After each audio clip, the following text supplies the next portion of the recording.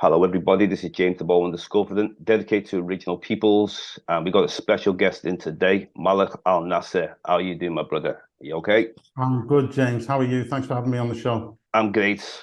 It's a privilege to have you on anyway. There's a lot of things we've got to speak about in your timeline. You're an academic, poet, author, and also being mentored by the great Gil Scott-Heron, and also Hustlers Convention in the movie with Melly Mel.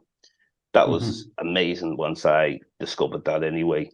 But if you can tell us a little bit about your timeline and your own self-discovery to where you've gone, where you are today.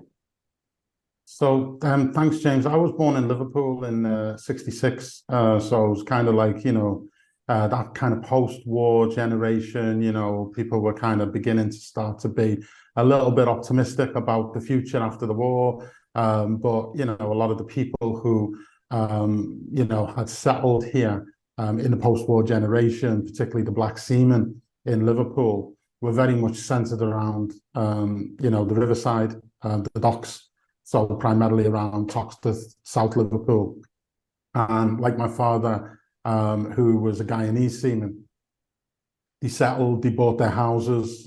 They had to buy houses because no one would rent to them. This is back in the days when they used to have signs in the windows, no dogs, no Irish, no blacks.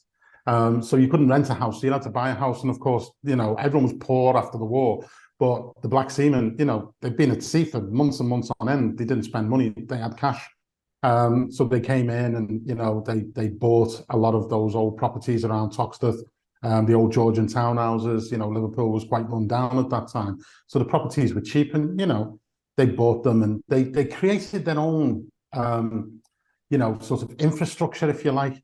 They had their own clubs. I mean, there was so many clubs. There was Dutch Eddies, there was the Cotton Club, there was the Nigerian, there was the Jamaica House, there was the Yoruba, the Igbo, the Silver Sands. There just so many places that were just exclusively run by black people, big old houses converted into clubs because they couldn't go into town, they couldn't go into the white clubs, Okay. And there were not many black women here at that time, so a lot of the seamen, ended up with white women.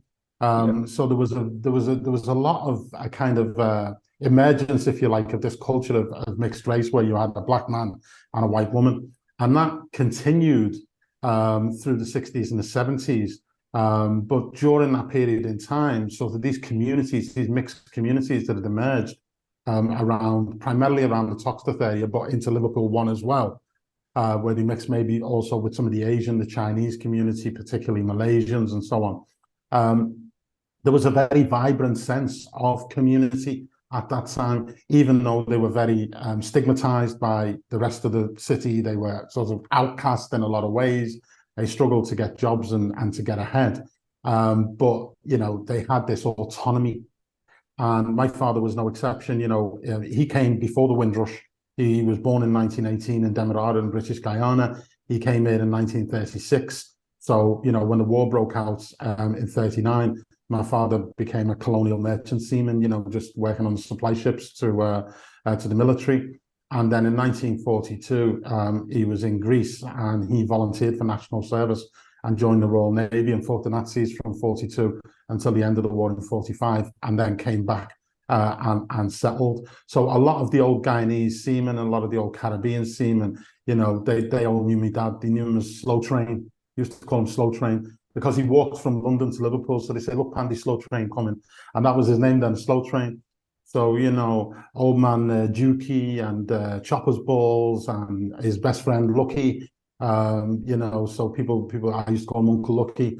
There was Ovid, who was the other guys? They all had funny names as well. There was Sourpot. Used to have this guy called Sourpot. He used to go around the shops and buy veg when it was just about to go off, and then he would cook from it. So they call him Sourpot, Wow. And Sourpot became really instrumental because him and Lucky were probably the two most pivotal guys that helped me trace my ancestry. Because when we were kids, our father had his house compulsory purchased by the council, which was something that was done to most of the black people who bought houses. And the council were very keen on taking them from being homeowners with autonomy and, you know, a kind of cohesive community of Black people who really helped each other into individuals who were dependent upon the state. So they used this compulsory purchase order and what we today call gentrification to take them, to forcibly take their houses that they bought at a time when no one would rent them property, so they had to buy. And now they were saying, yeah, but now they've created this economic community. They've got their own clubs, they got their own shops, they got their own businesses, they got their own houses. They're starting to become economically upwardly mobile. We don't want that. So they smashed the community, and they did that through compulsory purchase. So in 1969, he took my father's house for £69 and rehoused us in a 4-bedroom council house in Netherley. So our house was a 3-storey townhouse, Georgian townhouse on Warwick Street, in the site of where is today the Toxteth Sports Centre. So they knocked that house down and put us in a council estate with 100,000 white families and 4 black families. So at that point, we were completely dismembered from our community. We'd gone from being homeowners to being tenants. We'd gone from being close to the docks where there was work for Black people to being down in a place where there was no work for Black people.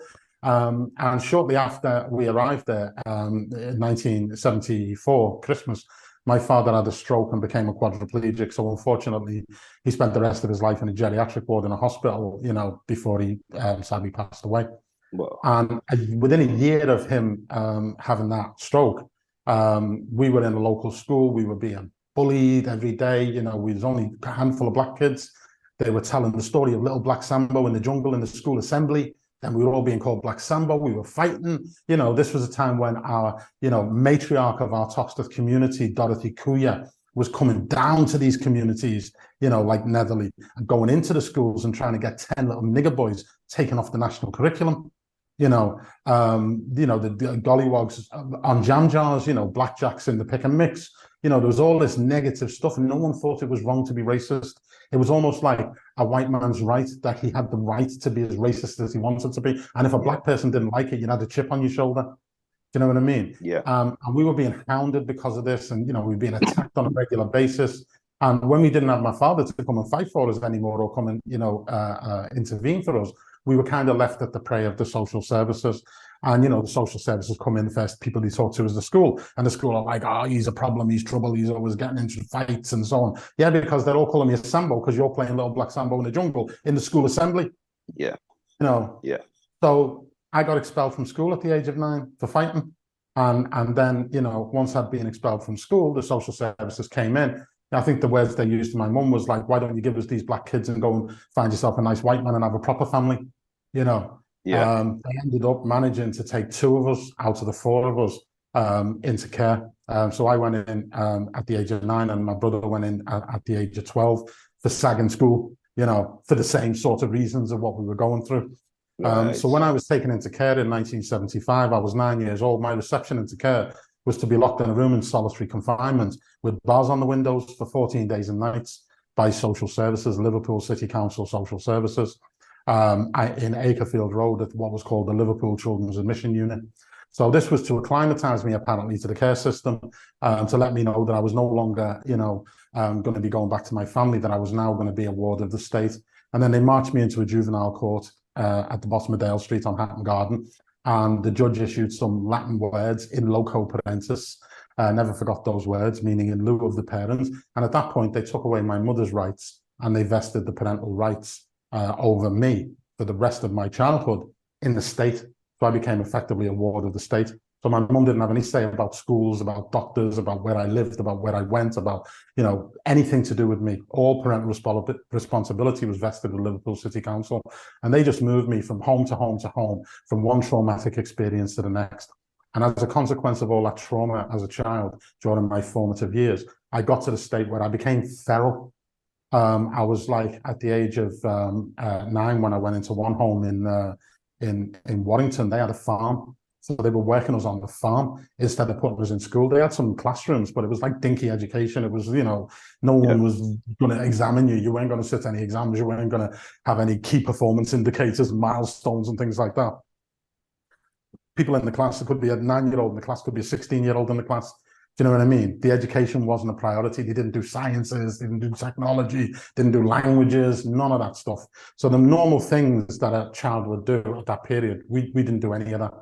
And I spent the next 9 years, between 9 and 18, in and out of the care system, And as a consequence of that experience, not only was I traumatized, but at the age of 18, they dumped me into a hostel for homeless black youths called Ujama House in Toxteth, post riots. So the riots was 1981. This is like 1984 now, and they just dropped me in this hostel for homeless black youths and give me £100 and said, you know, on my 18th birthday, they just went, that's it. You're no longer in care. We've got no responsibility for you. There's £100. You're on your own. No transitional arrangements, no long-term care arrangements, no, you know, let's see if we can put you back to your family and fix what we broke. None of that. I'm completely, you know, disjointed from my family. I'm completely ripped away from my community. My father's long dead. I'm traumatized. I'm semi-literate at this point because I haven't been in school. I only had 18 months of secondary education. And that was traumatic because I had no preparation to go into it. It failed, and then I was taken back into care again. So I had all this stuff going on at 18, and now I'm on the streets in a homeless hostel, you know, with no money, with no job, with no prospects, with no qualifications, and no hope. And at that point, I suppose I was probably reached a point in my life where I actually had no sense of self-worth whatsoever. I didn't care at that point whether I lived or died. I didn't see my life as having any value at all. And there was just one thing that happened to me in 1984, which changed everything for me. And that was the night that the activist, poet, and academic Gil Scott-Heron came to Liverpool and performed at the Royal Court Theatre. And I snuck backstage. And that was a pivotal moment in my life, which completely and utterly put my life on a different trajectory than what it would have been had I been left in the hands of the state and the condition that they rendered me into. So that was a big change in your life from 1984. Now, just listen to what you've just been explained before. You know, that's you've got a big story. That's a story and a half that you got there. And it seems the more further we go back into time, I mean, I know a lot of different people got family members who were, someone's in the homes and in care systems and that. But especially being you see nowadays we live in, we just say we're black people and that's the end of it. But going back, I used to hear a lot of like user half breeds, and was there any kind of, when we say divide, I don't know where to call it actual divide. I mean, you could look at divide, well, you got Caribbean and Africans, that could have been problems between people. Well, people being called half casted.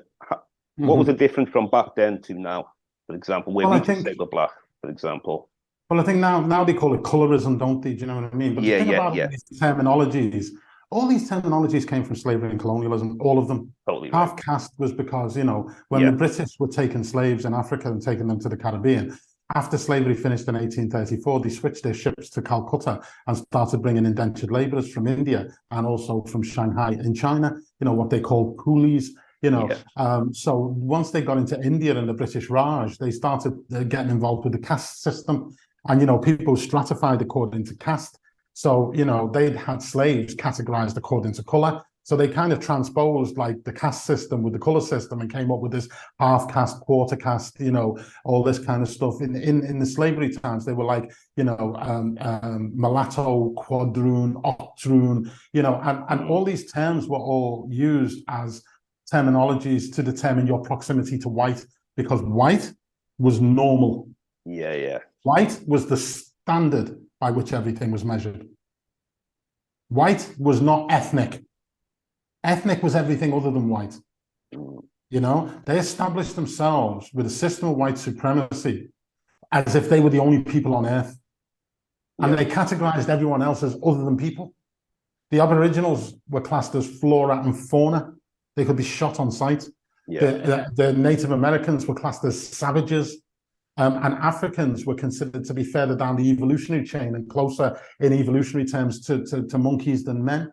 And was therefore, you know, constitutionally in America only categorized as 3/5 man and 2/5 like monkey, and therefore not having the constitutional rights of man to life, liberty, and the pursuit of happiness in 1776 when they made their constitution.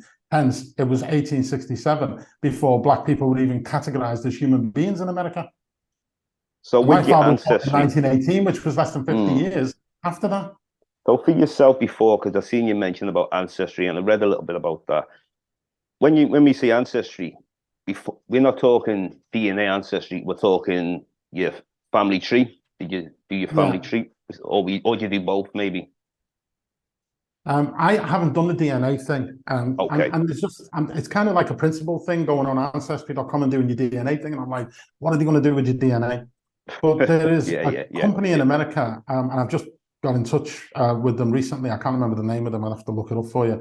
But they deal with African ancestry, and they are more focused on using the DNA to determine your tribal origins. Okay, yeah. So, I'm probably more likely to do that one than I am to go do the ancestry one. I'm I not that did do. interested in how I much did is African, actually. European, whatever. My mother actually did do a DNA ancestry, just because of obviously my father's side Nigerian, but on my Trinidad on my mum's side, and Guyana. So Guyana on my great granddad. So we just wanted to know like where exactly in Africa would be from. We see the majority come up as Nigerian, which was and other West African countries. Now, like you Mhm. said, I did wonder myself about, you're giving your DNA away and what people do within that. But it was more of, I pay this little money just to find out this history. And I Mm. thought it was worth it because if we go back in time, we didn't have this technology, you know. Mm. So I thought, take advantage of it, and I got to see like Nigerian, the Gambian, Sierra Leone, all these different African countries, West African. Mhm. So I did feel like I got something out of it, and my mum did, especially because she never knew where in Africa she was from and that.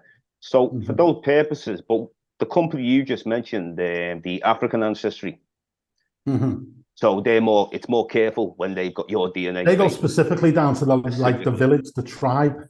Do you know what I mean? The Where that exact tribe. DNA emanates That's even from. better. That's better. Yeah, So that's why I was like more interested in that, because they're not just talking about regions, they're getting right down to specifics. Because that's I mean, better. as we know, there were certain tribes that were involved in the slave trade. Yeah, On I mean, the Crew tribe, for instance, is where the word crew comes from, crewmen. yeah, Because people would sail out to Africa from Liverpool and Glasgow and Bristol, and they would sail with what we call sailing light, meaning there's no cargo on the ship. So they would have like a skeleton crew, because you got to feed more people, you got to water more people, you've got to have more provisions. There's more risk involved when you got more people on a ship in the days when you were dependent on the wind. And if the wind didn't blow, and the water ran out, and all that kind of stuff, there was problems. So they would go over there with just like a skeleton crew, the minimum people necessary in order to get that ship to West Africa. And then when they got to West Africa, they would crew up, but they would crew up with crew people. three people. So the crew people were from the tribes around Sierra Leone and Liberia, what's now Liberia, and from the Gold Coast. So these people were seamen. They were already seamen. So this idea that black people never went across the Atlantic and all this was nonsense. Black Yeah, people had been going across the Atlantic for years, exactly. and these Olmecs, crew everything. people were Yeah, expert seamen. So they co-opted the crew people onto those ships. So you would find sometimes on some of them slave ships that you would have African crew on them ships, and the word crewmen comes from that. yeah. That's where it's derived. Now, what And about this connection of because we could go a little bit before that. The Moors, for example, where Mhm, some people might have suggested that the Moors took part in the transatlantic slave trade. mhm. You know, so that's There's even different nuances. It's not my area of specialism. I yeah, know, yeah, for instance, when the Reconquista happened in Spain, which was completed in 1482 with the fall of Granada, after they'd taken Valencia. There was, the last kind of Moorish stronghold was Granada yeah, in the south by Fuengirola. And then when they took Granada, which is like where the Alhambra is and everything, that was the completion of the Reconquista, 1482. So at that point, the whole conversion thing started, where the Muslim Moors were forcibly converted to Christianity, or the beginning of the forcible conversion started. And then you had the Moriscos, the ones who converted to Christianity, but they were allowed to stay. But people didn't know whether they were really Christians or not. And then a few years later, they were kind of driven out. yeah, And there was also the conversos, which was the Sephardic Jews who had lived sort of, a very affluent lifestyle under the Moors for hundreds of years, who were being forced to convert from Judaism to Christianity as well. And, the conversos again were like secretly still practicing their own religion, but overtly they were professing Catholicism. But the ones who wouldn't, or who were being suspected and were being chased and caught, a lot of them escaped and they went to the colonies, which at that time was, the Portuguese were beginning to colonize Brazil. So there was a lot of Sephardic Jews who lived under the Moorish emirates in the Iberian Emirates, who'd moved to Brazil, who became, they were quite wealthy when they left. They were well placed when the Portuguese started bringing slaves over to finance and facilitate the development of Brazil and that slave entity.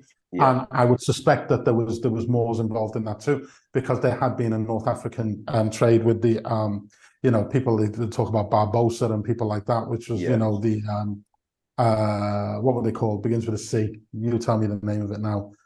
The ones who were like the pirates, the North African pirates. Oh goodness, it'll come to me. So there's there was those sorts of trades going on as well, but I don't think it was anywhere near the industrial scale that the slave trade was being done in by the Europeans. Do you know what I mean? The Europeans, the Spanish, the Portuguese, then from the 16th century, from Elizabeth I and Hawkins and all that. Britain enters the fray.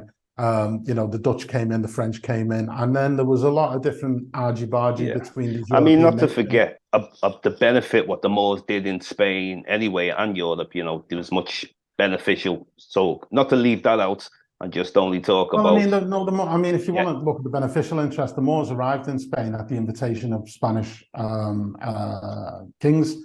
Spain was divided into all these, Aragon, Castile. There was a lot of different. There was a lot of different principalities, and you couldn't go from one principality to the others without being robbed or being, killed. So it was a kind of very barbaric, in the pre-Moorish era, the 7th century, 6th century. It was very, very barbaric in Europe, and at that time the Moors had, they had an emirate which stretched from Timbuktu in Mali to China, and you could travel freely between those, and there was free trade, and there was a transfer of knowledge. We know that from scholars like Ibn Battuta. Ibn Battuta, traveled across those. He went to China. He documented, the Chinese monetary system. He brought the art of paper making from China into Europe. We know from his student Ibn Fadlan, 13th century, Ibn Fadlan was the one who recorded the Viking funeral, the burial of the kings. Ibn Battuta's the 12th century English marketplace, the most, vivid account that we have of a 12th century English marketplace, because these guys were scholars and anthropologists, you know what I mean? They weren't barbaric, they were African, they were black, they were Arab speaking, they were Moorish, Mauritania, Mali, Morocco, and they were Muslims. So they had this trading block, and they had the spice routes, and they had the silk routes, and people like Marco Polo were trying to break into that.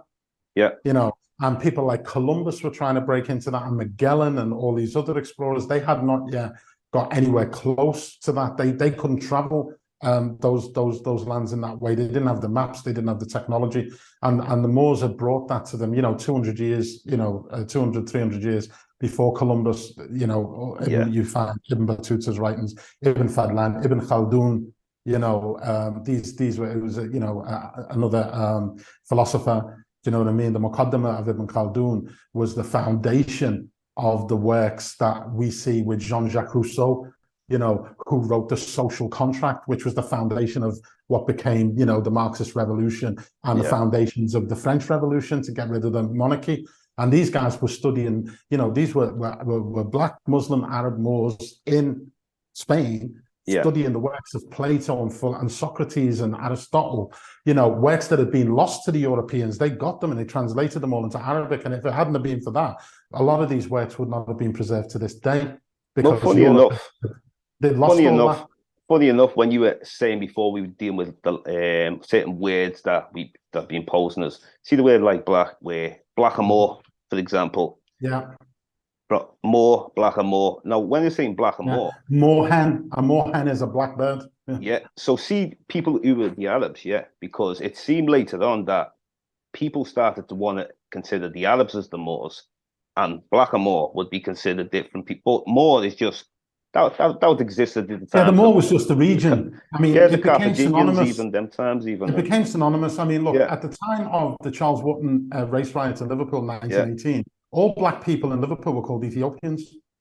Wow. Didn't matter where they came from. In Liverpool as well. In Liverpool, they were called Ethiopians. There was letters there was a letter from the Lord Mayor of Liverpool to the Secretary of State in 1918 asking for money to repatriate the Ethiopians back to Africa because they'd been come over working, and they were Africans and Caribbean people were working in the factories during World War One. And when the white soldiers came home and they didn't have jobs, they wanted to kick all the blacks out of the factories so that they could get the jobs.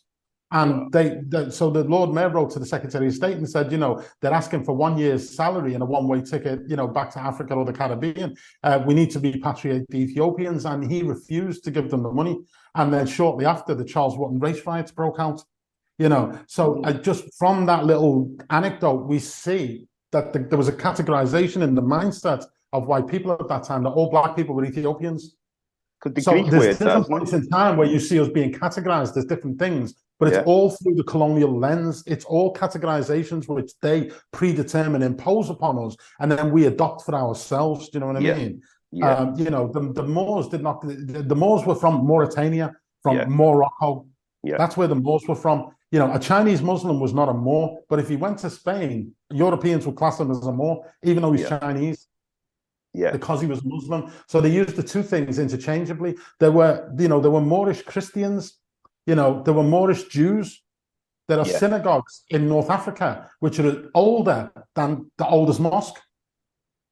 That's Do you know what I'm saying? Yeah. But they would be classed as Moors, you know, because they come across from North Africa. But you see the time of like the Carthaginians and even like around them times, and they used to call in their language they'd say Maurice, some of them would say, or they'd say, can't even pronounce Greeks, Mero, Barber or Berber. Yeah. Barbarian. Or Berber, actually, that later become the Berbers and barbarian. Well, and the barbarians and the Barbary Coast and the Barbary Ape, and you know, these are all terminologies, and that's why the Redbeard, the sailor, was called Barbosa. Yeah. You know, the pirate Barbosa is North African. Corsairs, that's the name I was trying to think of before. The Corsairs were the North African pirates in the Mediterranean. Well, that's very interesting what you said about in Liverpool, in, you know, not even like just over 100 years ago, they were calling everyone Ethiopians. Was an Ethiopian. And it's funny you're saying that because the Greeks were using these words to consider Africans, Ethiopians, and this is long lasting. But they look up to the Greeks, don't they? The Greeks are their fathers of history, and you know. And historically, Ethiopian was, you know, Abyssinia. Yeah. The Arabic of Ethiopia is Habasha. Yeah. So in the time when Islam first went out, the Negus of Ethiopia was the first person to receive the Muslims who were being persecuted in Mecca at the time of Prophet Muhammad. And they made their first pilgrimage, their first hijrah, like their flight from persecution, like an exodus, if you like, from Mecca to Abyssinia, which in Arabic is Habasha. Right. And they went to Habasha to be, which now you would call Ethiopia, post Abyssinia. And the Arabic of Abyssinia is Habasha. They went to the Negus of Ethiopia because he was a Christian king who they considered to be righteous, and who they said that once he understood, you know, what Muhammad's mission was, that he would not harm them. So the Meccans even sent a diplomatic delegation to Ethiopia to get them back so he could kill them. And the Negus of Ethiopia drew a line and said, if you were to put the sun in my right hand and the moon in my left hand, I would never give them back to you. So they stayed safe in Ethiopia. And that's why Prophet Muhammad exclaimed that no Muslim should ever invade the country of Habasha or Ethiopia unless they first invade you. Because the Negus protected the Muslims at a time when, had it not been for him, Islam would have been wiped out at its inception. And the story goes that the Negus later embraced Islam and became a Muslim. Right. So this is the foundation of it. And when you go back even further, let's go before Islam, you go before Christianity, you know, even before Judaism, we go now to the Abrahamic faith. You know, Abraham's handmaiden, Hagar, was an Abyssinian. Hajar, she's called Hagar in the Bible, she's called Hajar in the Quran. Okay, and she was an Abyssinian, so she's known as al Arabiya, or the mother of the Arabs. Okay, so the people from Yemen who settled in Mecca with Ishmael and his mother Hagar were the ones who are there today. The Arabs of today are descendants of Hagar. So she was the first woman to settle in Mecca. And the house in Mecca, the Kaaba, was built by Ishmael, son of Abraham, and his Ethiopian concubine, Hagar. So the Arabs and the Jews are cousins in Abraham. Abraham's son, Jacob, was the 12 tribes of Israel. And Abraham's son, that was with Sarah, and Abraham's son, Hagar, Abraham's son with Hagar, Ishmael, is the mother of the Arabs. That's why she's called Arabiya. So when was the your Arabs introduction? Themselves are Ethiopian in their ethnic origin. Abraham was a Semite and Hagar was an Ethiopian, and the Arabs that we have today are of those, like the Canaanites and the Nabateans. Well, interesting you said that, because the Semitic people, like if you're reading books like whether it's Sheikh Anta Diop or Chancellor African Williams, Origins of Civilization, they always speak about the people who were the Semitic people are not the same as the original Egyptians or the original Ethiopians. No, they mixed with them. They mixed with them, though, yeah. But the original Semites are really emanating from Babylon. Okay. So during the time of Nimrod and things like that, these were the Semitic peoples. Abraham himself came from a town called Ur, which is in southern Mesopotamia. So what would be called the Mesopotamians, later the Babylonians, the Assyrians. These are the Semitic peoples. That's right, And they crossed into Africa and mixed with the East Africans. And your sort of Egyptians was a mixture of those Semitic peoples mixed with the Nubians. That's right. Hyksos and all these Hittites. The Alphawiya and the Nubian. I mean, Nubia extended into Aswan, and so it's only the Sykes-Picot agreements with the Samark Sykes and Picot that like literally drew these straight lines on the map, and they cut a line right through Nubia. And when this is in Egypt and this is now Sudan. But the actual Halfa tribe that is on both sides of that border, there's Halfa Kadima and Halfa Jadida, so like the old and the new Halfa, is one tribe of Nubians, and it cuts right through the Nubian desert.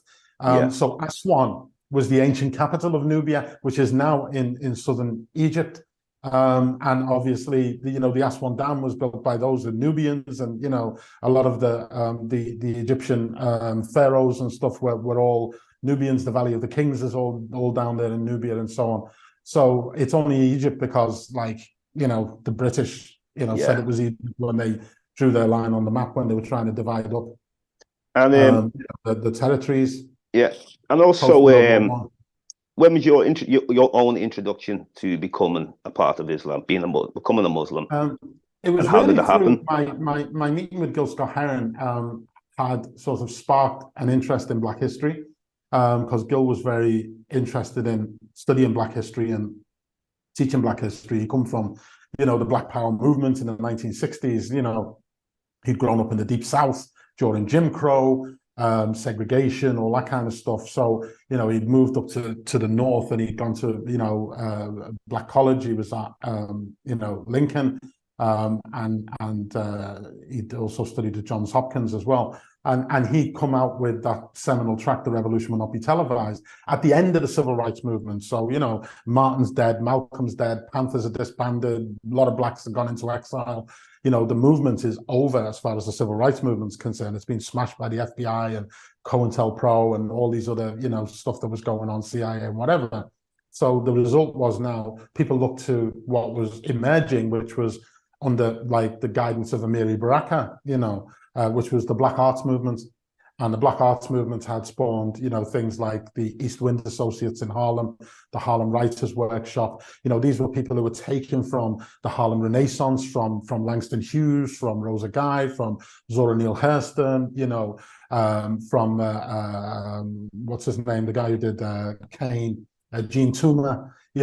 This had been happening in the 1920s, where there'd been a movement to try and get black people after slavery to become literate, and then to have this renaissance of art and literature, and that was being picked up on now in the late 60s, early 70s. To create this new movement called the Black Arts Movement, where people were being called into Harlem to bring their artistic ideas and their creative ideas and start, using the creative skills as a foundation of the revolution. Because, the revolution was over as far as, the political revolution was concerned. It had been completely destroyed, suppressed. Drugs had been pumped into the community. And now, like, the only real outlet for your revolutionary ideas, we didn't have access to mass media. There was no internet. There was no social media. The white man wasn't letting us on the TV unless we were the targets of something, or if he did bring us on, we were being vilified or targeted. So we didn't have a voice and a platform to be able to get our stuff out, other than through the arts. The one thing that the white man always allowed us to do during slavery and colonialism was sing and dance.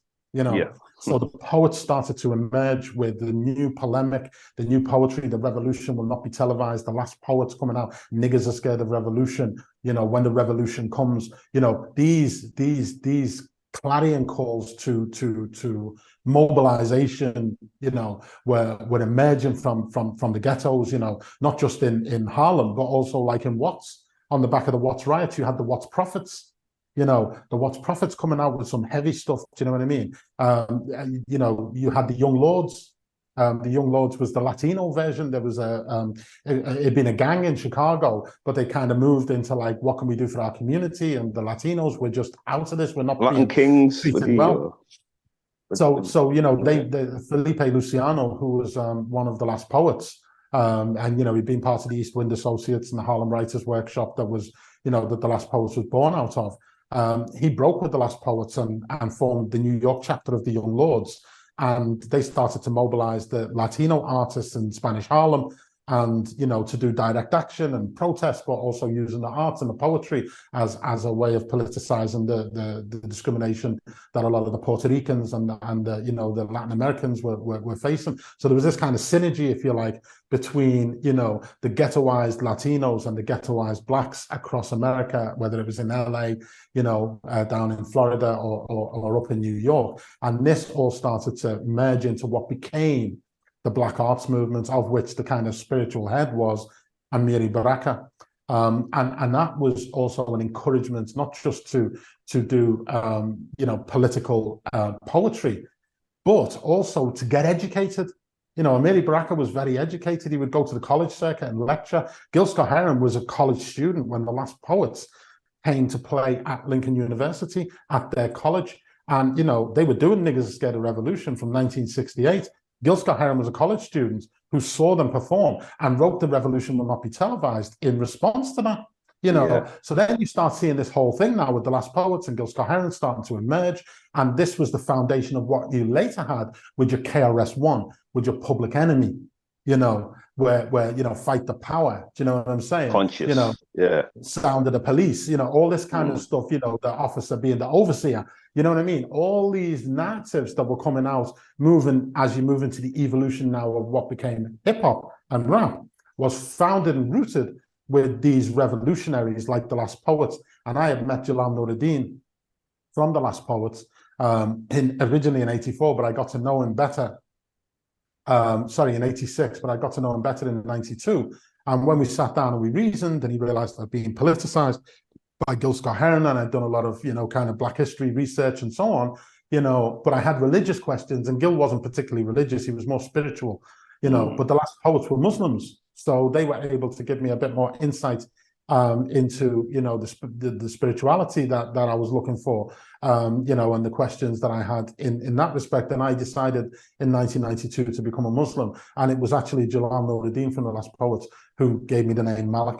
And I started to work with Jalal as well. And then I was sort of moving backwards and forwards between Jalal, between the Last Poets and Jalal and Gil Scott-Heron for many, many years until they both sort of passed away. So well, coming there to...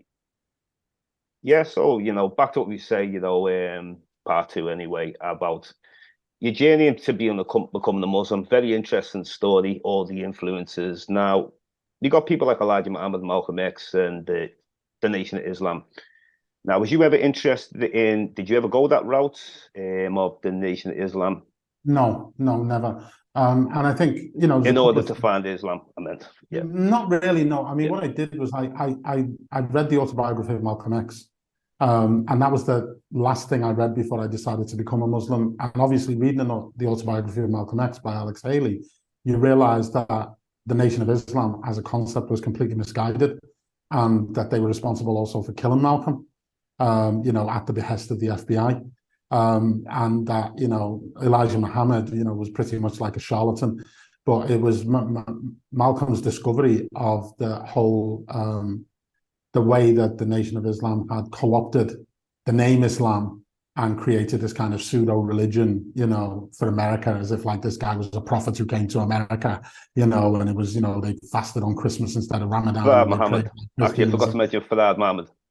Fard Muhammad. Yeah, there was a lot of sort of stuff that, and really when Muhammad went to Mecca, when Malcolm went to Mecca on his trip, that's when, he realized that, what the nation was talking about was not Islam, it was some kind of pseudo cult thing that was based on black nationalism. Now, it's not to say that the black nationalist stuff that was being discussed by them was invalid. That's far from the case. There's a lot of the stuff that was being discussed by them was real, and that's why it resonated with black people. Yeah. But it was the outcome in that they were trying to sort of, take an established religion, co-opt it, extrapolate little bits out of it for their own purposes, and then create effectively what was a new religious cult. And that was not something that I was in the slightest bit interested in. I've come from Christianity, and I'd been through the children's homes where I'd gone to Catholic Church, Protestant Church, Methodist Church, Salvation Army. I'd seen all the different steps of Christianity, and it was the very contradictions within all of those different forms of belief that had led me to reject Christianity. So I wasn't going to try and start getting into that with Islam and getting into all sorts of, fringe groups on the side, particularly anything that was just sort of, evolved in the 1930s by any chance. So, I was just looking to become, an Orthodox Muslim, just with, no affiliations whatsoever to the so-called Nation of Islam. It's not something that I'm in the slightest bit interested in. But the last poets had started through that route, like Malcolm, and they'd gone on that journey with Malcolm at that same time. Yeah. They had come out of the Nation of Islam along with Malcolm, and then they'd gone to Orthodoxy. So by the time they came to me in the 1990s, they'd already had, a couple of decades of sort of, detoxing from the nation and really understanding the problems of black people and the ghetto, but at the same time, understanding distinctions as to what constituted real Islam, and the nation did not represent Islam. In fact, most of the tenets of the nation are diametrically opposed to the basic principles of Islam. So, things like the white man is the devil. The white man is not the devil in Islam. Man is not a devil is a different type of creature altogether. Things like, that God came in the form of a man, W.D. Fard, Muhammad in America. God is not in the form of a man in the Quran in any way, shape, or form. The Quran actually says, he's not born and none is born of him, and nothing compares unto him. So you cannot, this idea of God created man in his image, that doesn't fly in Islam at all. So they've taken stuff from Christianity and they've taken stuff from, from themselves, and they've taken bits from Islam, and they sort of mushed it all together and tried to make their own little Black American religion, and it was just, it was a complete nonsense. So that aspect of it, I didn't get with at all. But as far as what their experiences were as Black people in America and what they'd been put through, and the political side of what they were dealing with, and the social side of what they're dealing with, I could totally relate to, because we went through the same thing here, and we didn't have the numbers that they had in America, so it was. But that's how I see it myself. More Black liberation movement more than an actual religion or anything like that. That would be the greatest thing that could come out of it, Black liberation, rather than actually making your own religion out of different things and that. Well, there was Black Jews that were enslaved in Brazil by Sephardic Jews from Andalusia. There are graveyards in northern Brazil, which border with Guyana in the south, where there are slaves buried next to their masters, and it's all in Hebrew, because the slave owner was a Sephardic Jew, and the slave was Amharic, East African. Yeah. So just the same as, there was some Orthodox Christians from Ethiopia who were enslaved by European Christians, Right. and Yeah. similarly there would have been, particularly maybe some West African Muslims that were enslaved by North African Muslims. So the distinction wasn't that plain. It was, the whole picture was incredibly nuanced. And this is why it's important to study the history and not just to accept the rhetoric. And I don't accept the rhetoric. When I started to study my own ancestry back through slavery and colonialism, through Guyana and through, the slave-owning families in Liverpool and in Glasgow that had enslaved my ancestors, known as the Sandbach-Tinian Company. These were English people, Dutch people, and Scottish people who were all Christians, but they were out in West Africa enslaving people. They were dealing in what they called sugar, molasses, and prime Gold Coast Negroes. And they were using the proceeds of enslavement to build churches. And they built a lot of the churches in Liverpool. St. Margaret's in Egberth was built by them. The church up in the St. George's in Everton was built by them. They actually paid also a substantial amount of money to convert the slaves after the 1823 uprising in Demerara, to convert the slaves to Christianity, and they created a version of the Bible that was called the Slave Bible, which enabled slaves to become Christians, but they only had about 20% of the biblical discourse, and all the bits about humanity and freedom and all that were taken out, and only the bits that were about obedience and to your master and to God were left in. And then this whole narrative around God being white and Jesus being white was perpetuated, so that these people would think that they had to defer to the Pope, and they had to defer to the white Jesus, and they had to defer to white God in order to be saved. And that was propagated throughout the Caribbean by these people, by people like Samuel Sandbach and Philip Frederick Tinney and the Society for the Propagation of Christian Knowledge, the SPCK, and others, who all had beneficial interests in the slave trade because they were receiving money from the slave trade to build churches. And a lot of the ornate churches that we see in Liverpool and Bristol and Glasgow was purchased with that money, and the church was very sort of complicit in that. And my research now is around my own ancestry back through slavery, and now Gil educated me. I was able to go on and become literate. I went to college and university. I graduated with my BA. I got a postgraduate diploma, and I got a master's degree. I'm currently doing a PhD at University of Cambridge in history, studying my ancestry back through slavery. And incidentally, I'm about to receive the Vice Chancellor's Award for global social impact, because I told my story. It went viral on the BBC. It was in the Times. It was in the Wall Street Journal. It was everywhere about not only the institutions that were founded upon this proceeds of enslavement that this one family, Sandbach-Tinney, my own ancestral slave owners, did, but also the bank that they formed, the Bank of Liverpool, which became Barclays, the insurance company that they formed, Caledonian Insurance, which became AXA, the Martins Bank building next door to the town hall in Liverpool that they built the town hall in Liverpool. They built the Exchange newsrooms, which was the building that preceded the building that's on Exchange flags now. They built the Egberth Hall estate from Grassendale, Fulwood, Cressington Park. That was all them private gated communities, with merchant houses and villas in there. They built all of that. These are the people who orchestrated, the advent of the railroad, the Liverpool-Manchester Railway. Philip Frederick Tinney paid for the survey for that line. John Gladstone, who's a member of this family as well, was the single largest recipient of compensation for the loss of his slaves in 1834, and he was the father of the former Prime Minister William Ewart Gladstone, who was the longest-serving Prime Minister in British history with 4 terms in office. They are all part of this family that enslaved my ancestors, but I'm also descendants of them as well, because they all exploited the black women that they'd enslaved, and they all had black kids. And I am a direct descendant of their black kids in Demerara through my father. So my revelations, if you like, about these institutions, how they were created, this family, and their impact on the British Empire and on the Industrial Revolution and modern banking system and all this stuff, is the foundation of my research at Cambridge.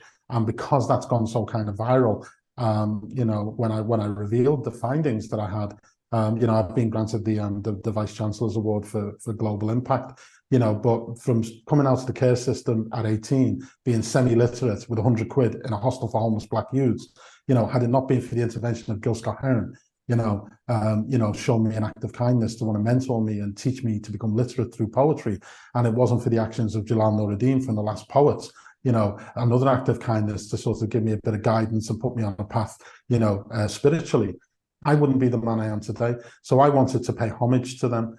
So one of the things that we did was when Jalal had written an epic poem in 1973 called Hustlers' Convention, and that epic poem became the foundation of an album. And it was a concept album. Nothing like that had ever been done before, where he was speaking the story over the music. The music for the first 3 tracks was produced by Kool and the Gang. At that time, Kool and the Gang was a jazz band. Okay, when we say, Kool and the Gang, yeah. You haven't got to Kool and the Gang were yet. a jazz band at that time. You know, we're talking about Celebrate Good Times. Come on, this is pre that. They were a jazz band, and they were recording in a studio. And Jalal had been signed, along with The Last Poets, to Alan Douglas's label, Douglas Records. Alan Douglas had Hendrix at that time.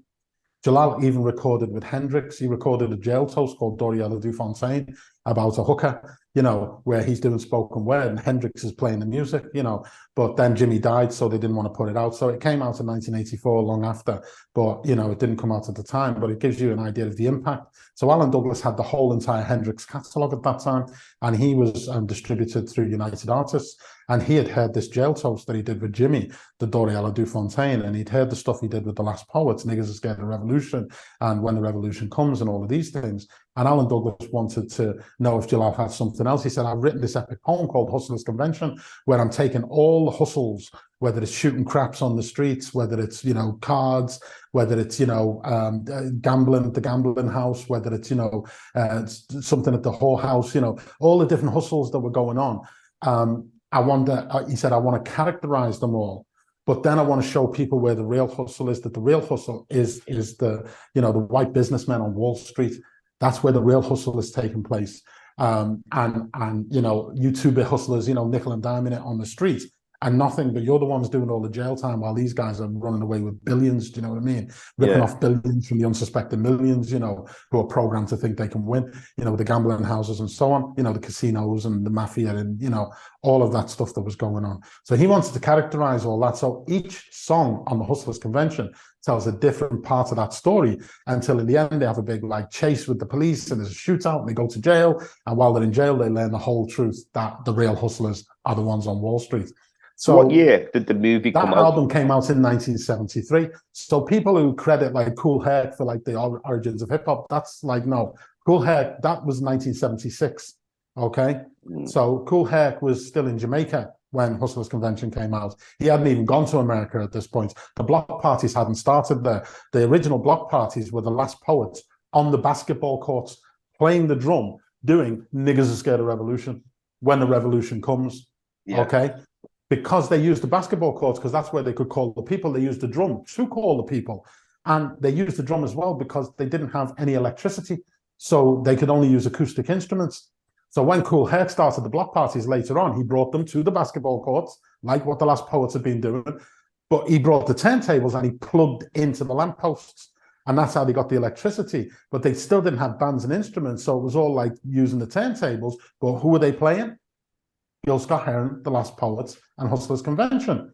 And that was the foundation of what then evolved into what we know as rap and hip-hop. I mean, there was a few little things before that. Obviously, the Watts Prophets were doing it in 68 on the West Coast as well, spoken word over drum.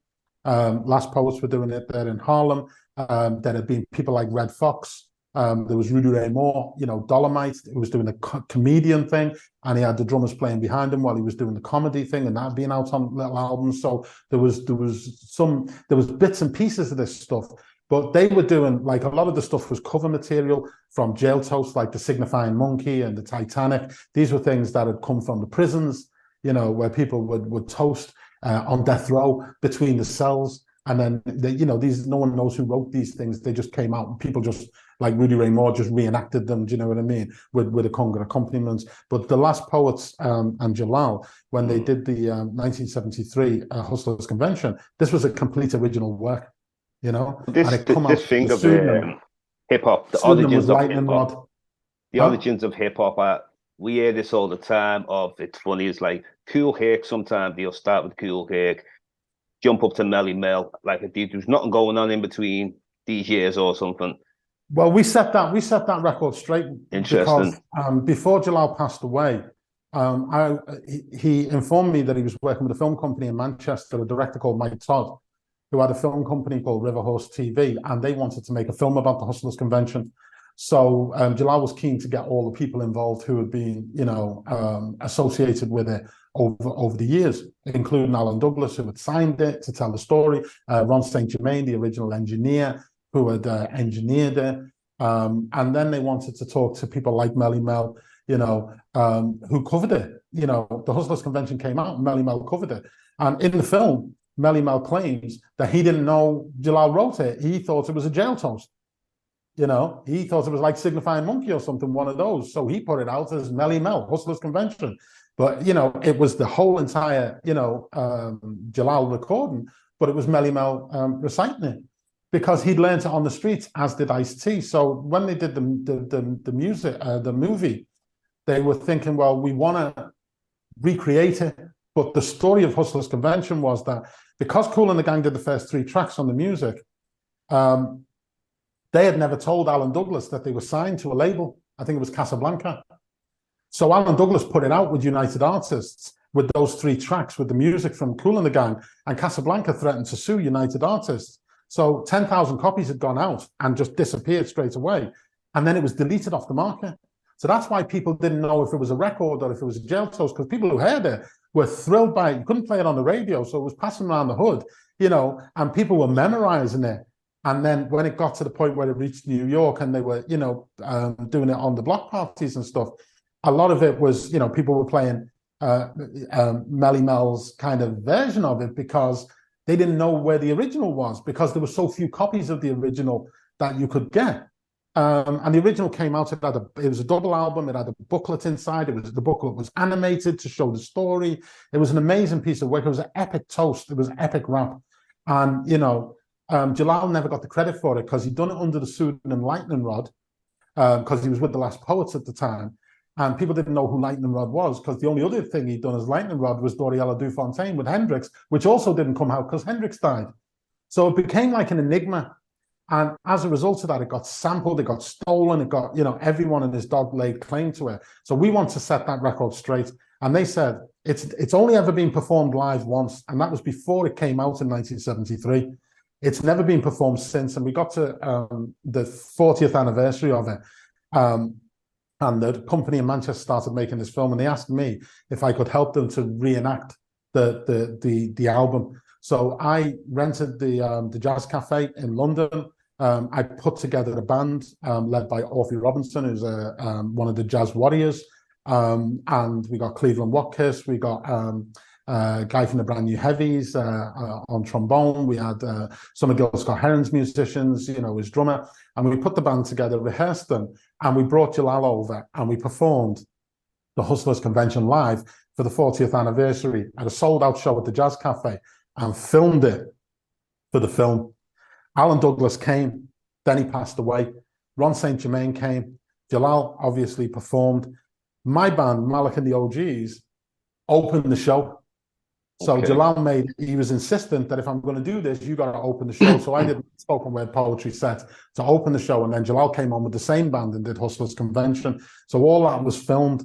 Now, it got so popular that we were doing publicity here and in America 6 months after the show, because people realized it was like the Rosetta Stone. When they found the Rosetta Stone, they were able to decode. It was the cipher that decoded Egyptian hieroglyphics. When they found Hustlers Convention, it was the cipher that decoded hip hop. Wow. You understand what I'm saying? It was the Rosetta Stone of hip hop. So when I did an article in the Guardian about it, and then once the Guardian, it was on Radio London, and then the next thing we were doing so much media. Jalal said to me, Malik, if you book me one more interview, I'm not going to do the show. That's how deep it was. George Clinton came to the show, Funkadelic. Wow. I mean, after I did my set, I went upstairs and I sat with George Clinton and watched Jalal's set. Do you know what I mean? It was Giles Peterson was there. Like everyone who was anyone in hip hop in London was there. the spin doctor, everyone was there. So they took the film, and then a year later, when they'd finished the edit, the film came out. And I worked with Jalal to promote the film here in America and in Canada. We were doing like film screenings, and we would show my film. I did a film with Gil Scott-Heron and Jalal called Word Up from Ghetto to Mecca, which tells my story. That would be the opening film, and then we would show Hustlers Convention, and then afterwards we'd do a Q&A. So I was one of the producers of Hustlers Convention, the film. The executive producer was Chuck D. Chuck D. Wow. Yeah, Public Enemy. Public Enemy. In the film is MC Light, Immortal Technique, Melly Mel, Fab Five Freddy, Grill Marcus, what's his name? Alan Douglas. What year did you do? Was this done? I'll have to watch this. The film came out in. We did the Hustlers Convention live in 2014, February 2014, and the film came out in 2015. A Hustlers Convention, and it was distributed on ICA cinemas around the UK. We had the launch on the Mall at the ICA on the Mall. We did the Fact Centre in Liverpool. We did Home Cinema in Manchester. A few cinemas up and down the country, and then it went to New York. It was at the Tribeca Film Festival. It launched at the Docfest in Sheffield here, which is the big documentary film festival. And then it went to Canada, and Jalal and I did a tour of Canada, doing spoken word, performance poetry, doing band performances, doing school assemblies with refugee kids, 600 refugee kids at a school assembly in Mississauga. We did that. We headlined the Harbourfront festival at the Cumber Festival at Harbourfront in Toronto. We did stuff with refugee women in Regent Park in Toronto. We went to Ottawa. We did a show called The Revolution Will Be Live, with local artists in Ottawa, one of whom is the poet laureate of Ottawa now, a guy called Just Jamal the Poet.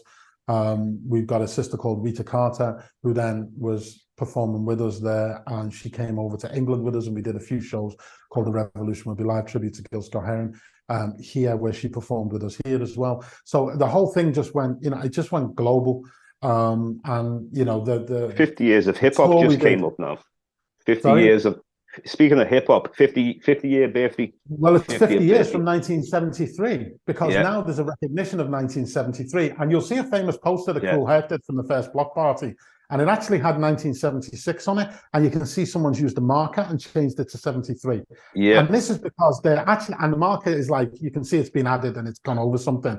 It was a deliberate attempt to try and continue to claim that that they did the first block parties. And to wipe out the Hustlers Convention, because the Hustlers Convention comes in 73 and shows you clearly that what happened with Cool Herc was 3 years later. So they took the original Cool Herc poster flyer from 73, from 76, and changed it to 73, which was a nonsense. They've got to give it up to Jalal and the Last Poet. I've been watching interviews with Melly Mel. A lot of the interviews. Well, he admits in the Hustlers Convention that he took it because he thought it was a jail toast. Yeah, and and he gives it up to the Last Poets in the film. Well, they just had the Billboard, it's only Billboard, 50 of the top greatest artists, and Melly Mel weren't too happy that he was put number 40 something. He's saying he's a pioneer of majority. I saw that because people start talking more about your Jay-Z's and your Kendrick Lamar's and stuff like that. Yeah. Jay Diller's and all of that. He was saying he had beat Eminem in the battle. What about the pioneers?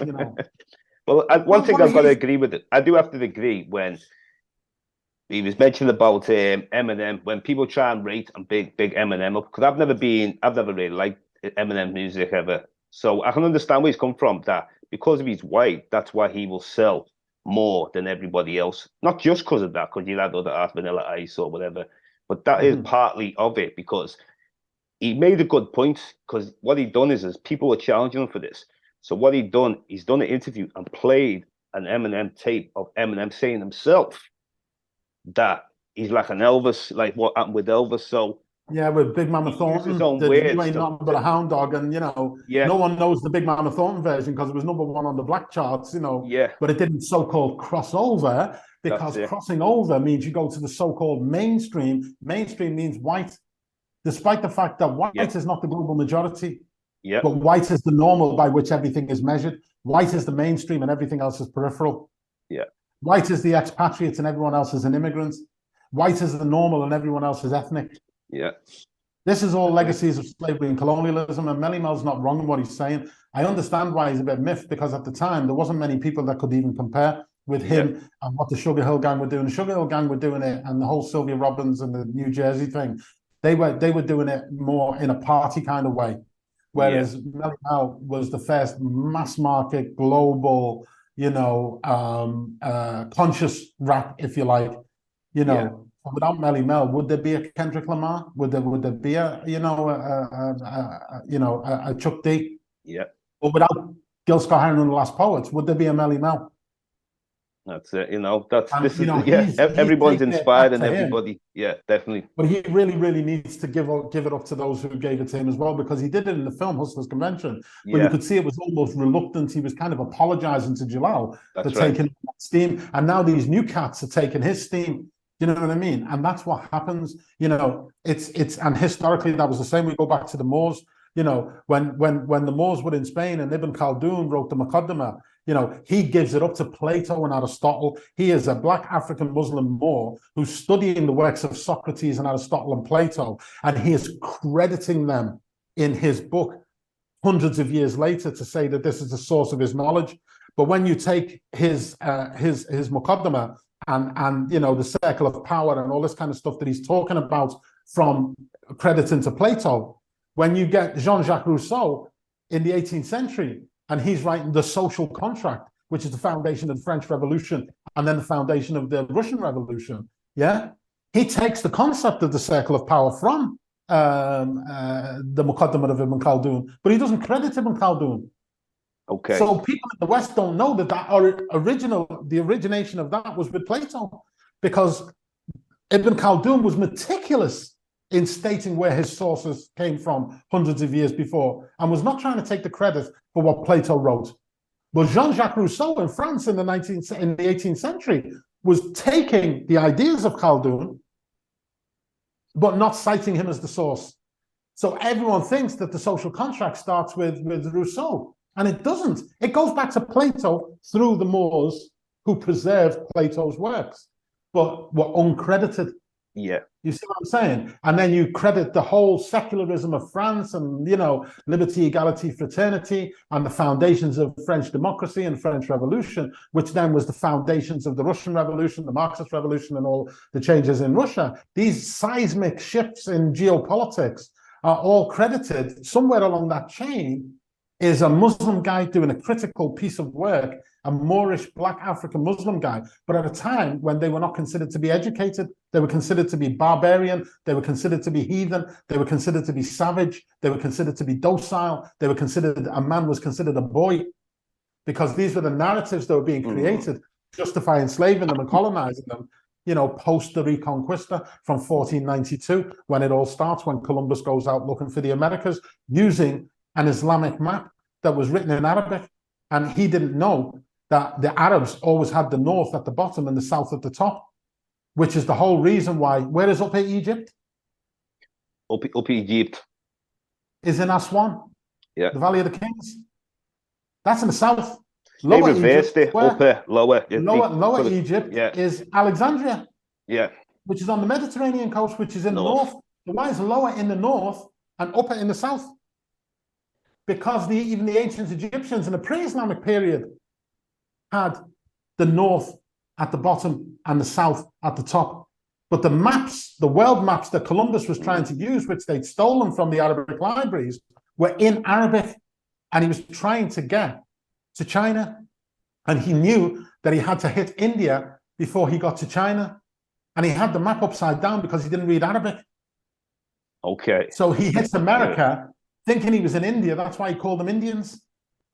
And then he didn't want to admit that he'd gone the wrong way, because Ferdinand and Isabella would have killed him for not doing what he said, and they paid for his voyage to get to China. And he convinced them that he'd actually hit India and he was halfway there and it's all good. Would you say he had double-crossed Isabella then? He did 100%. He just deceived them. But the map was upside down. So at that point, we see north comes then to the top and south goes to the bottom, for the simple reason to satisfy Columbus. Historically, that was never the case.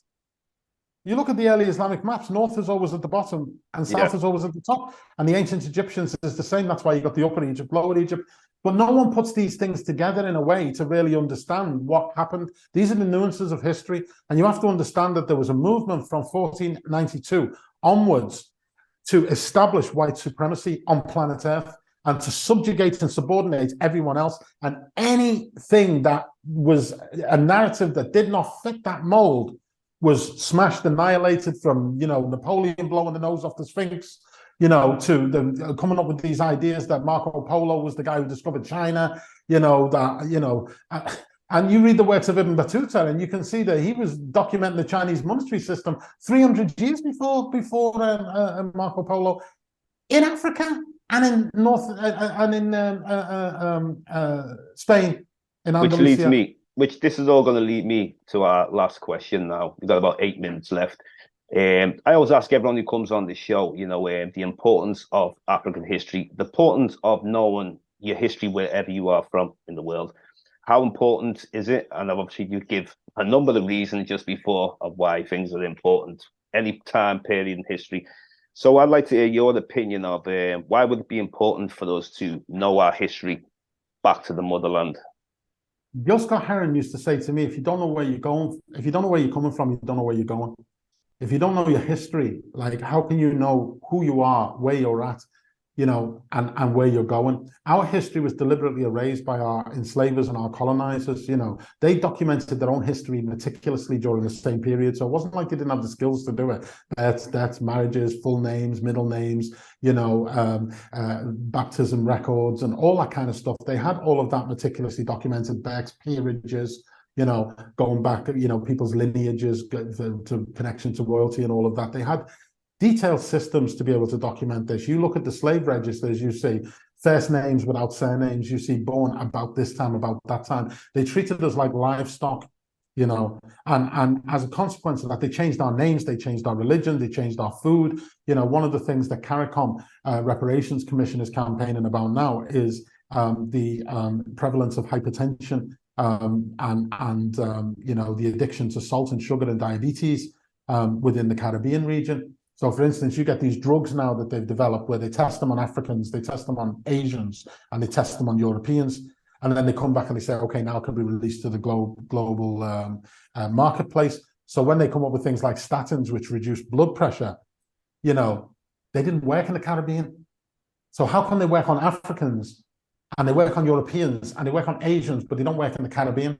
You can get an Asian in the Caribbean who it doesn't work on. You get a person of African descent in the Caribbean and it doesn't work on them. Why? Because they were fed, the slaves were fed on saltfish. The produce that was produced locally, for the most part, was exported as cash crops. So the slaves, the food that they fed the slaves with was imported from places like Newfoundland and Scotland, and they would take the fish and they would salt the fish and they would bring it in and then they would feed the slaves with this cheap salt fish. And now we have saltfish fritters, we have saltfish anaki, these are the things. And this salt in the diet over generations and generations and generations actually has created a situation where we have resilience to the drugs, which would reduce our blood pressure because the salt pushes it up. So you have a prevalence of heart attacks and strokes, you know, within the Caribbean region. And that's one of the things Sir Hilary Beckles and the Reparations Commission in CARICOM are saying. You created this problem of hypertension. You should recognize at least the Caribbean as a different place. When they're testing these drugs, they should test them in the Caribbean and not assume that Black people in the Caribbean have the same metabolism as Black people in Africa. You change their metabolism when you change their diet. That's right. You know, you created diabetes, you know, at a kind of pandemic level because of your cash crops of sugar and the exposure to sugar that Black people had in the Caribbean, which was not the case in Africa, you know, and that diet of saltfish. So these are things which are peculiar and specific to these places as a direct consequence of it. So it's important to understand this history. When you understand this history, it has modern day applications, like can we make a blood pressure pill that actually works for the African origin people in the Caribbean or the Asian origin people in the Caribbean? Do you know what I mean? Like we can't, you know, we need to think about the history in order to be able to understand why that's even a thing. And we have not studied that period of history. You know, you can look at history and you can see the Industrial Revolution, it's done to death. You can see the Napoleonic Wars, it's done to death. But you look at slavery and colonialism during that period, we haven't even scratched the surface as to what's there, because our history is buried in their archives and they don't want us to see it. They want to be the gatekeepers of that. They are the gatekeepers of our names. They are the gatekeepers of our culture. They are the gatekeepers of our religion. They are the gatekeepers of our historical truth. And they won't allow us into them archives to get that, for fear of what we will then think about them when we realize what was done to us, because they fear us. You know, That's right. They fear that we will rise up against them. That's why everyone in America is armed to the teeth, and they won't give up their First Amendment rights, you know, to Second Amendment, whatever it is, to bear arms. Do you know what I mean? Even though you don't need a society where everyone's got 50 guns, but they do, because they think at any minute black people are going to find out what happened. They're going to come and get us. Yeah. You know. And that's why, you know, a black kid, 15-year-old black kid, knocks on an 80-odd-year-old white man's door, and he goes, "Oh, big black man was on my doorstep, you know, so I had to shoot him." He was coming to collect his nephews, and he went to the wrong house because the names of the streets were, one was like a drive and one was like place, and he got the names wrong and knocked on the wrong door. And the guy shot him on the doorstep. Do you know what I mean? Because 15-year-old boy, black boy, knocks on a white man's door and gets shot for knocking on the door. Because and that's something that we've all done. We've all knocked on a wrong door one time in our lives, everybody. But that'll get you killed in America. A broken taillight will get you killed in America, because a white cop thinks every black man is a danger and a threat to him. And it's because they know what they did to our people, and they think at some point we're going to seek revenge for that. I'd just be happy if they just left us alone. That's it. Well, that's it. Racist. That would be a great start. The best thing to leave people alone. When you leave people alone, you'll see how great, and when they become independent and don't rely on other people, how great we can become by our own. We were by our own in the motherland. We did things independently. And not only were we independent, but we were far more advanced than they were. When the Moors went to Spain, they did not go to Spain to conquer. They were invited by the warring factions in Spain, because they'd been to North Africa and seen that you could travel from Timbuktu to China and trade openly without brigandry and banditry. And they couldn't do that in Europe. So they were like, "Give us what you've got." And the Moors said, "We'll come over, but if you embrace Islam, then it'll work. If you don't, it won't." So they invited them to come over. So Tariq ibn Ziyad arrived in the 6th century, and Gibraltar is where they docked with their ships. And that's named after him. It's Arabic, Gibraltar, Tariq's rock, you know? And that's where Gibraltar comes from. And then he landed on that rock, and then he told them, "Burn the ships." And he said, "Well, what if we have to retreat?" He said, "Victory or paradise." And they never went back, and they ruled Spain for 800 years. I mean, that's this amazing history of the Moors, and even before that, you know, even the times like the Carthaginians, Hannibal. Yeah, Hannibal. You know, so that Mediterranean, that was, you could call Sicily an African island. You could call probably some Crete an African island, really, more or less. Well, these were, and so was Malta. Maltese language is Arabic. Yeah. It used to be written in Arabic. It was only when the Christians took over, the Templars, that they changed the back to English. But the Maltese language originally is written in Arabic. I understand Arabic, and I was listening to Maltese people. I could understand their language. I could get the gist of what they were saying because it's Arabic. Yeah, you know, Sicily was you know, part of the Emirates. You know, it was an emirate. So was Sardinia, the Balearics, you know, Majorca, and so on. So thank you very much for having me on today. It's been my absolute privilege, and I look forward to seeing this live. I really enjoyed it today, and I want to thank you very much. And yeah, this should be getting maybe on the 4th of May. We'll get this out anyway. The day I'm receiving my award at Cambridge for the Vice Chancellor's Award for Global Impact. And thank you so much, James. Hello, okay. This is James Diboe on Discovering, dedicated to original people. And thank you very much, Malik. Bless. Peace. Thank you very much. I really enjoyed today. I learned a lot today, you know. So no, it's my pleasure, bro. Look forward to it when it goes out anyway. All right, tag me as well. If you look on that bio, it's got all my socials. I appreciate it. All right, you have a good day. Take care now. Thank you very much. Peace. Peace.